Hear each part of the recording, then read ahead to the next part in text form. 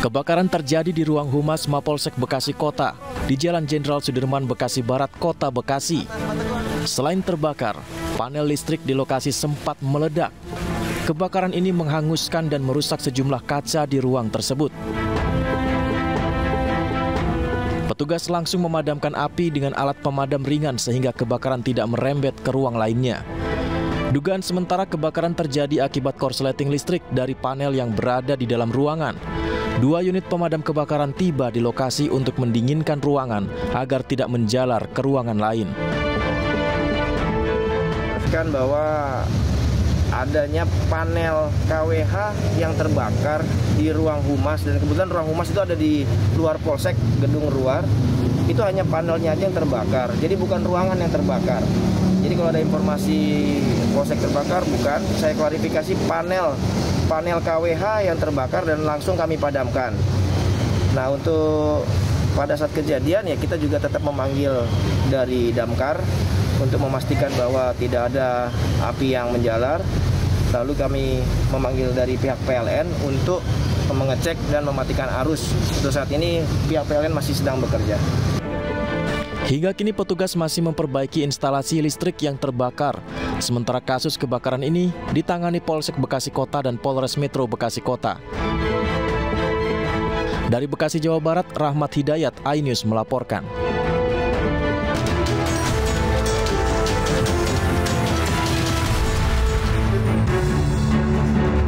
Selamat sore, kita jumpa lagi di iNews Room, ruang perdalam informasi yang aktual dan komprehensif. Saya Abraham Silaban. Pemirsa, peringati Hari Buruh, ratusan kaum buruh dari berbagai aliansi unjuk rasa di bawah jembatan layang Kota Makassar, Sulawesi Selatan. Sementara di Yogyakarta, aksi unjuk rasa digelar di bawah pengawalan prajurit Keraton Yogyakarta.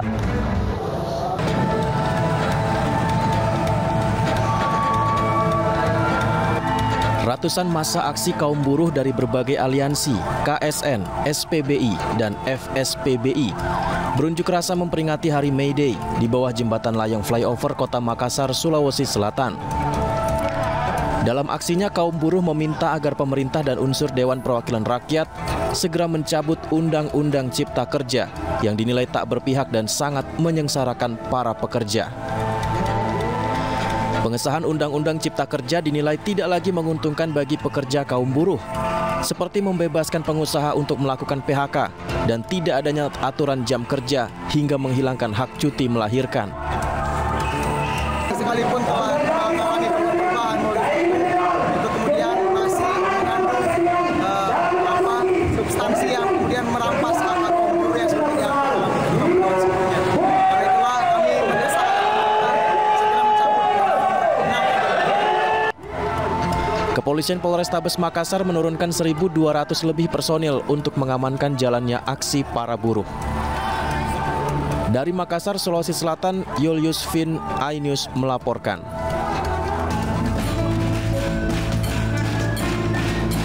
Dikawal prajurit Brigodo, ratusan buruh di Yogyakarta tuntut pemerintah mencabut Perpu Undang-Undang Cipta Kerja dan Permenaker Nomor 5 Tahun 2023. Para buruh menilai Perpu dan Perman merugikan kaum buruh, khususnya mengakibatkan pemotongan upah buruh. Selain pada pemerintah pusat, massa juga minta Gubernur DIY naikkan upah buruh provinsi sebanyak 50% karena upah buruh Yogyakarta dinilai sangat rendah dan tidak cukup untuk memenuhi kebutuhan hidup. Bukan pekerja, bukan buruh yang mengganggu kepentingan publik, kepentingan umum, dan kepentingan masyarakat, kawan-kawan. Tapi negara yang membuat produk kebijakan yang tidak pro terhadap kesejahteraan pekerja, kesejahteraan buruh, dan kesejahteraan rakyat. Selain pekerja formal, para buruh juga mendesak pemerintah segera menerbitkan undang-undang perlindungan bagi pekerja sektor informal, seperti pekerja rumah tangga. Dari Yogyakarta, Gunanto Farhan, iNews melaporkan. Aksi unjuk rasa juga digelar buruh di kawasan industri Pulau Gadung, Kecamatan Cakung, Jakarta Timur. Mereka berkumpul dan bergerak menuju Istora Senayan. Ratusan buruh dari berbagai elemen berkumpul di bundaran kantor pajak kawasan industri Pulau Gadung di Kecamatan Cakung, Jakarta Timur, Senin pagi.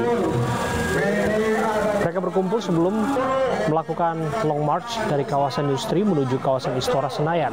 Massa buruh mulai melakukan long march pada pukul 10 dengan pengawalan dari polisi.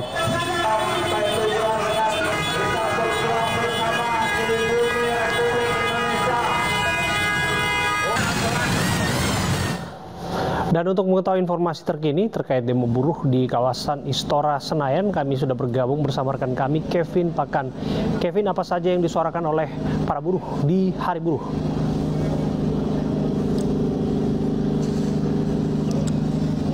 Ya, selamat sore AB dan juga pemirsa. Memang pada Hari Buruh kali ini digelar untuk aksi terpadu mereka yang mana dilaksanakan di Istora Senayan Jakarta pada sore hari ini, dan memang sampai dengan saat ini untuk aksi dari unjuk rasa para buruh ini telah selesai dilakukan, di mana tadi dilakukan sekitar pukul 1 siang hingga pada saat itu telah selesai. Dan memang terkait dengan poin-poin apa saja yang menjadi perhatian dari para buruh ini, setidaknya ada sejumlah poin AB dan juga pemirsa terkait dengan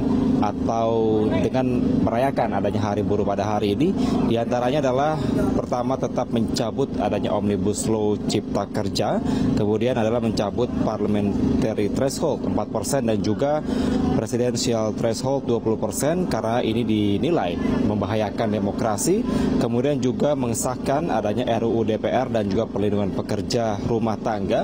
Kemudian juga para buruh ini menolak adanya RUU Kesehatan, kemudian adanya reforma agraria dan kedaulatan pangan, tolak bank tanah, tolak impor beras kedelai dan juga lain-lain, dan juga adanya HOSTUM atau hapus outsourcing, tolak upah murah. Di mana memang untuk aksi unjuk rasa terpadu pada sore hari ini juga tadi dilakukan atau diawali dengan adanya orasi-orasi dan juga pidato dari para pimpinan partai buruh ini. Dan juga tadi sempat juga disinggung sebenarnya Abraham dan pemirsa terkait dengan adanya kontestasi Pilpres 2024 mendatang, di mana tadi dari Ketua Umum Partai Buruh Said Iqbal juga memastikan bahwa sampai dengan saat ini tidak adanya atau belum untuk Partai Buruh mengusung atau mencalonkan dari salah satu capres. Karena memang kalau dilihat dari pengumuman atau jadwal yang disebarkan begitu, di mana seharusnya ini adanya orasi atau pidato dari calon presiden yang diusung oleh Partai Buruh. Namun sampai dengan saat ini dapat dipastikan dari Partai Buruh belum mengusung siapapun atau calon presiden yang akan maju dalam Pilpres 2024 mendatang.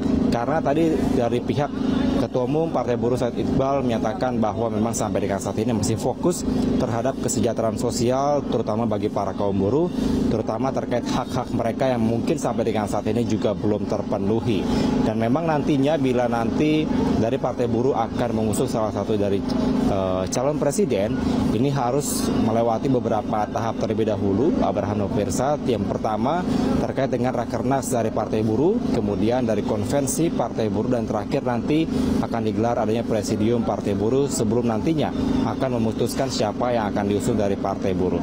Namun demikian dapat kami informasikan Abraham dan pemirsa bahwa tadi dari aksi unjuk rasa terpadu juga berjalan kondusif, berjalan secara tertib karena dari Partai Buruh juga tetap memperhatikan tata tertib yang memang telah disiapkan atau diberikan oleh pihak kepolisian, dan memang sampai dengan saat ini pun dari pihak kepolisian juga masih berjaga sebenarnya.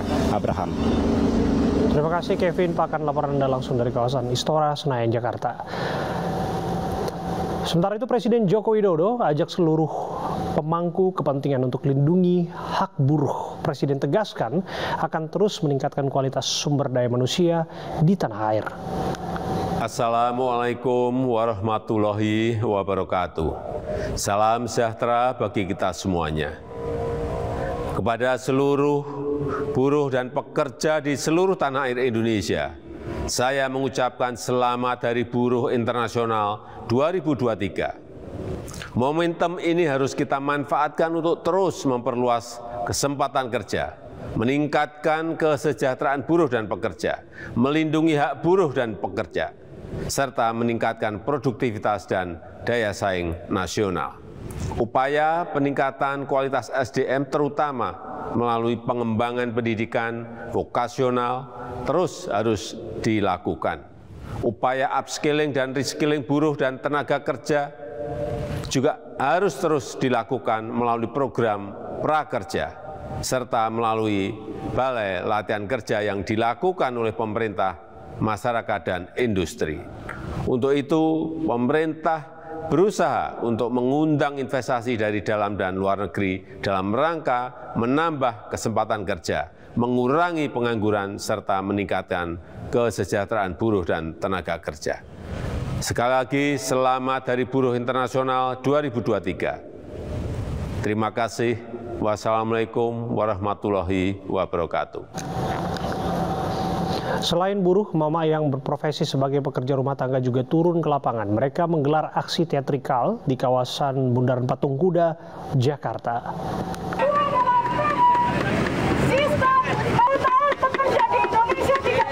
Dengan membawa peralatan rumah tangga seperti ember hingga centong nasi, puluhan emak-emak yang pekerja rumah tangga menggelar aksi teatrikal di kawasan Bundaran Patung Kuda pagi tadi. Dalam peringatan Hari Buruh Sedunia atau May Day, para emak-emak pekerja rumah tangga ini mendesak pemerintah segera mengesahkan Undang-Undang PPRT. Belum diakuinya status mereka sebagai pekerja, acap kali membuat para pekerja rumah tangga kerap mendapatkan upah serta waktu kerja yang tak sesuai. Jadi di sini kita sedang aksi PRT dan buruh perempuan bersatu sahkan RUU PPRT dan tolak no work no pay. Mereka juga berharap tak ada lagi kekerasan hingga pelecehan seksual yang dialami buruh wanita hingga pekerja rumah tangga. Dari Jakarta Pusat, Rani Sanjaya, iNews melaporkan. Kita beralih ke informasi lainnya. Direktorat Cyber Bareskrim Polri menangkap peneliti Badan Riset dan Inovasi Nasional atau BRIN, Andi Pangerang Hasanuddin di Jombang, Jawa Timur. Andi yang jadi tersangka langsung ditahan karena terkait ancaman pembunuhan yang dilaporkan pimpinan Pusat Pemuda Muhammadiyah ke Bareskrim Polri Selasa lalu.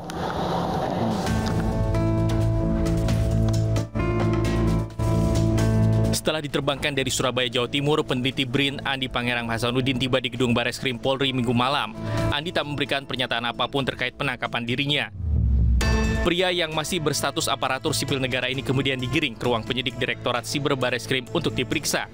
Andi Pangerang Hasanuddin ditangkap petugas Ditsiber Bareskrim Polri di daerah Jombang, Jawa Timur pada Minggu siang.